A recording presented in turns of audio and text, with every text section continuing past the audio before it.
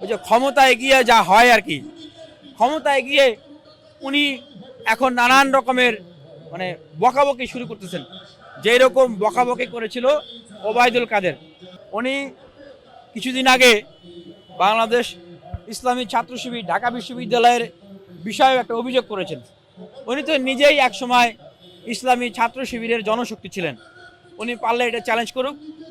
এখন ওই যে ক্ষমতায় গিয়ে যা হয় আর কি, ক্ষমতায় গিয়ে উনি এখন নানান রকমের মানে বকাবকি শুরু করতেছেন।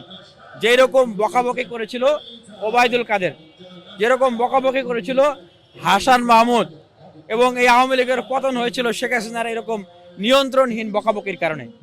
তো উনি আমার দেখলাম যে এখন দেশের মালিকানা বন্টন করতেছেন। ওরে বাবা, আরে বেটা, তুমি দেশের মালিকানা শরিকানা বন্টন করার কে? 24-এর অভ্যুত্থানের শরিকানা বন্টন করার কে?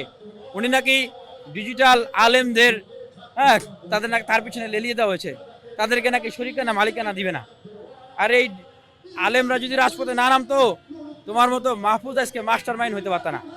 আমরা এখন যেটা দেখতেছি যে ওনারা সেকেন্ড রিপাবলিকের কথা বলতেছেন, গণপরিষদ দিয়ে এই সংবিধান বাতিল, নতুন সংবিধান করতে হবে। হ্যাঁ, অরাজনৈতিক বলে এখন নিজেরাই রাজনীতি করতেছে। এখন মানুষের কাছে কিন্তু রাজনৈতিক সচেতন মহলের কাছে এটাই স্পষ্ট। তাহলে কি মাস্টার মাইন্ড তাকে বানানো হলো? আমাদের মাননীয় প্রধান উপদেষ্টা সমস্ত আন্দোলনের মালিকানা তাকে দিয়ে দিলেন। তাহলে নয়া বন্দোবস্ত মানে কি? সেকেন্ড রিপাবলিক মানে কি? নতুন সংবিধান মানে কি? সেখানে এই মাহফুজ আলম উনি কি শেখ মুজিব জুনিয়র হতে চায়? উনি কি জিয়াউর রহমান জুনিয়র হতে চায়?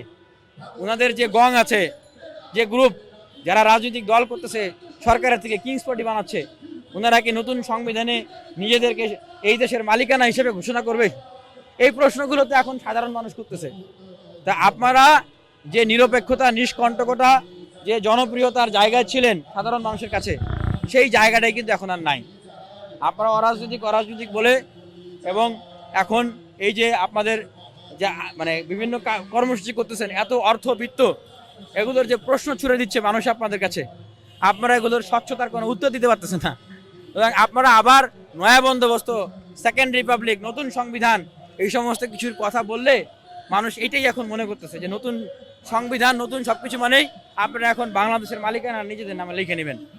আমরা বলতেছি, আমরা 18 কোটা সংস্কার থেকে রাষ্ট্র সংস্কারের যে স্বপ্ন মানুষকে দেখাচ্ছি, যে রাষ্ট্র সংস্কারের বাস্তবতার পথে আমরা মানুষকে তাড়িত করতেছি, নিয়ে মুভ করতেছি।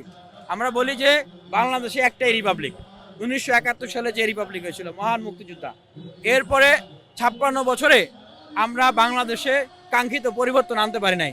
রাষ্ট্র কাঠামোকে আমূল পরিবর্তন করতে হবে, নিরপেক্ষ একটা সাম্য সমতার একটা জায়গা তৈরি করতে হবে, সকল কাঠামোকে ভেঙে সাজাতে হবে, এবং এই সংবিধানে আমূল পরিবর্তন আনতে হবে।